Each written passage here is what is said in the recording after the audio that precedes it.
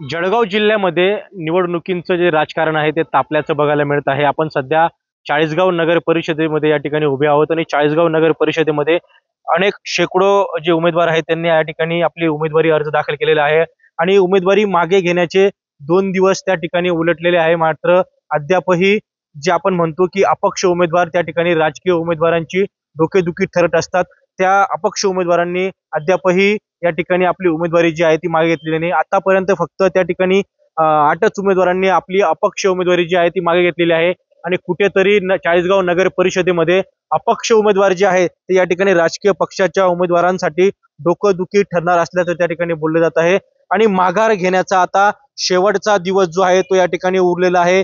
21 तारखेला उद्या या ठिकाणी माघार जी आहे ती या ठिकाणी संपणार आहे आणि त्यानंतरच आता निवडणुकीचं खरं चित्र आपल्याला बघायला मिळणार आहे। मात्र अपक्ष उमेदवारांची उमेदवारी कायम राहिल्यास त्या ठिकाणी पक्षाच्या उमेदवारांची डोकेदुखी ठरेल हे मात्र निश्चित।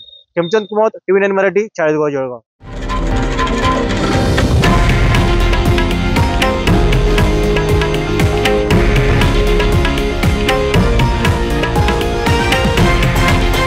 हे आहे देशातील नंबर 1 न्यूज नेटवर्क आणि आपण पाहत आहात TV9 मराठी, एकमेव।